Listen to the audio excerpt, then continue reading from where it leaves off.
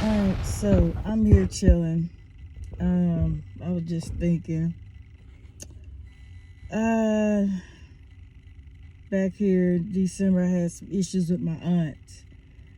Now, she was the one that I helped out because she wanted a fresh start. She wanted to, do different things and stuff like that. And she felt like her siblings didn't love her or anything like that. So, I want to help my auntie out, give her a fresh start, get out of the little small town setting and come to Nashville so she can do better and, grow and get her own place and stuff like that. So, I picked her up and everything. She moved to my house and all that. And, I did this out of the kindness of my heart. I did not have to do it. She was going through a lot. And, I just felt like, let me help my auntie out. Let me do a good deed. Let me do something right. So when she got to my house, things was, a little slow finding a job and whatnot. But it was odd that I went to go get the oil change in my car, and a man called my phone. Because, see, I used to have a cleaning business. And we was talking, and he was talking about he needs somebody to work for him. And I'm like, well, I have an aunt who just moved into town, and she need a job, and that would be perfect. So he was like, yeah, okay. So when I got home, I called him back, and I let him talk to her and whatnot. And she talked to him and everything. Everything was good.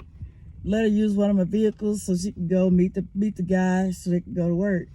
So it was going great. Everything was going great. She was working, doing her thing and all. And then, I don't know, all of a sudden, she just started tripping. She started thinking that everybody was after her. People was trying to hurt her or whatever. She had this friend that she would talk to every day, this guy. I'm not going to mention his name. And I don't know if he was telling her things or not. I really don't know. But she always would think somebody's after her. If her foot hurts, somebody's chunking at her or whatever. That's what they call it in the South. Somebody put a hex on you. Not to mention she did break her ankle. So, and she's She's in her no 50s, spring so chicken. I'm sure she's not going to be feeling like she was when she was in her 20s or early 30s. And, my brother was staying at the house with me as well. And she always kept up shit. She always tried to find something on him to try to make me angry with him. And I'm like, what the fuck are you doing? Leave him alone. He's not bothering anybody. He's working. He's doing what he do. He's not bothering anybody. So I'm just like, leave him the fuck alone, right? So she, was mad at me because I wasn't mad and I wasn't teaming up with her to be against someone, which doesn't make sense. I mean, I don't get it. But anyway, like I said, in December, she was okay that day. And next thing I know, I'm downstairs in the room sleeping. She's upstairs. She sent me a text. Spirit said somebody's voodooing me, and it's two females. What the fuck? And I'm guessing she thinking I'm one of them. And a friend of mine is the other person. And I'm like, what the hell? Then she said, I'm leaving your house. I was like, you know what? Fine. Get your shit and get the fuck out my house. Because all I did was be good to you. All I did was help you. And this is what you do in return. I wasn't looking for major shit. All I was looking for was for her to do what she wanted to do. And, and make it on her own.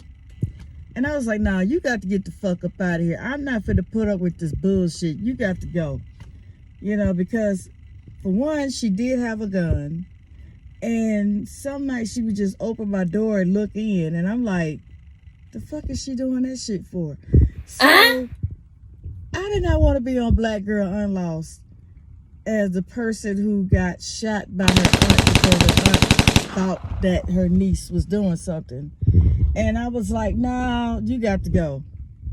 You got to motherfucking go.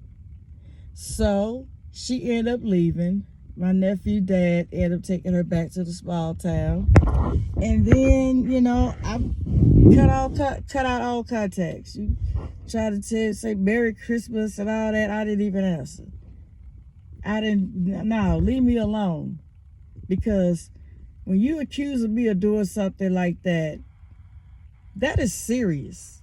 And that's something I don't do. I don't just sit up there and I don't do that shit. Like putting hexes on people and stuff. I don't have enemies. I do not have enemies because, first of all, I'm not an enemy to myself. So I don't have enemies. So I don't have to do that kind of stuff. So, I just left her ass alone. I was like, there is nothing I can do for this lady. She's delusional. Like I said, she had a gun, and I did not want to end up being shot because she's having one of these episodes. So it's like she got something going on mentally, but it's undiagnosed. So I don't know what it is, but it's undiagnosed.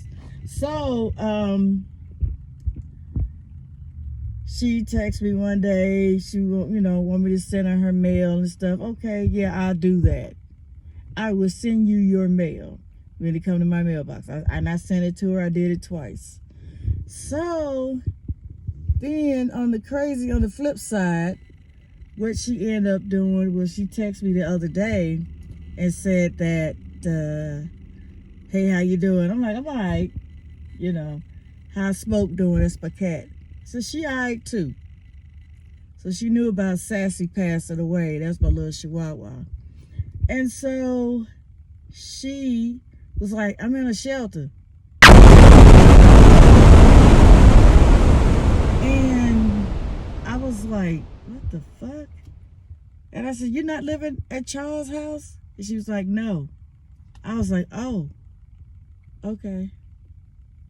For one, I'm not picking your ass back up. You're not coming back to my motherfucking house when I already housed you. What else? I'm not finna do it. This is my second time helping this heifer out. This time I see how she really is. You're not living with me. No, you're not living with me because the third time might be that time she actually take my ass out. Like I said, I don't want to be on Black Girl Unlost. The niece that was helping her auntie got killed in return. So fuck that shit. I'm not happy about her being in a women's shelter, but that's where she wanted to be. Because when she was in my house, she was like, I'm going to go to a shelter. Okay, that's fine. You can go to a shelter. That is fine. I just know in my heart I did not do anything to this lady. I am one of the most peaceful people you could ever meet. When you come to my house, I talk, I laugh, whatever, but I get to myself. I like to read books. I like to go on YouTube as well. And I also like to smoke my cigars and just reflect on things, say silent affirmations and stuff like that. I just keep to myself. But she thought that I was trying to do something to her that I know I wasn't. Then that's when it's time for me to let your ass go. It's like, okay,